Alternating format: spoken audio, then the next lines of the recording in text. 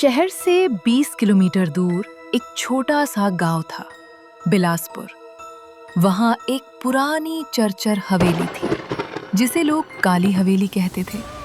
गांव में कहा जाता था कि वहां रात को अजीब आवाजें आती हैं, दरवाजे अपने आप खुलते हैं और जो भी अंदर गया वो कभी वापस नहीं आया।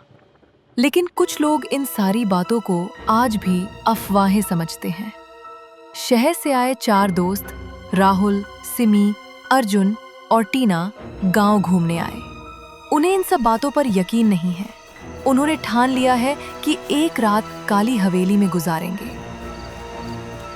राहुल: भूत भूत कुछ नहीं होता यार, सब गांव वालों की कहानी है डराने की। चलो अंदर चल के आज इन सब का पता लगाते हैं। शाम ढल रही थी और ये लोग उस काली हवेली में जाने को तैयार थे।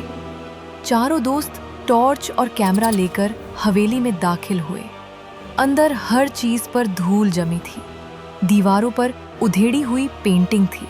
ऐसा लग रहा था मानो पेंटिंग इन्हीं घूर रही हैं। लेकिन सबसे डरावना था एक पुराना झूला जो बिना हवा के हिल रहा था। तभी टीना ने पूछा, ये झूला क्यों हिल रहा है? अर्जुन ने कहा, किसी की आत्मा बैठी होगी। तभी अचानक दरवाजा धड़ाम से बंद हो गया। सिमी डर गई और बोली, ये मजाक मत करो। लेकिन किसी ने कुछ नहीं किया था। तभी अचानक उनके कैमरे की स्क्रीन पर एक परछाई नजर आई। एक औरत सफेद साड़ी में, जिसके बाल उसके चेहरे पर लटके थे। अर्जुन ने जैसे ही कैमरा नीचे किया और वहां देखा तो वहां कोई नहीं था।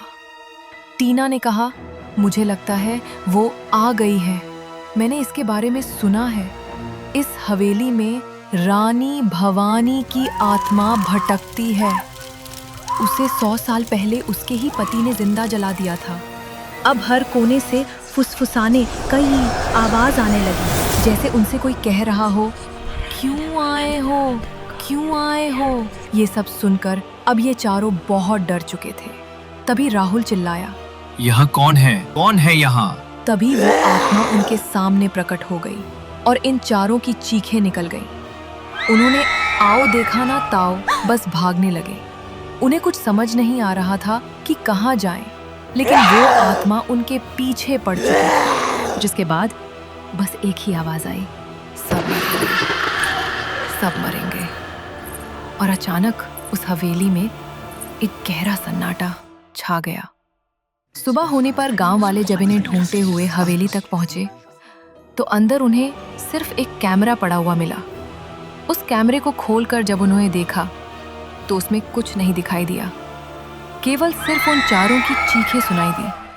कहा जाता है कि आज भी वो कैमरा गांव के मंदिर में रखा है और हर अमावस की रात उसमें खुद ब खुद एक नई रिकॉर्डिंग जुड़ जाती है।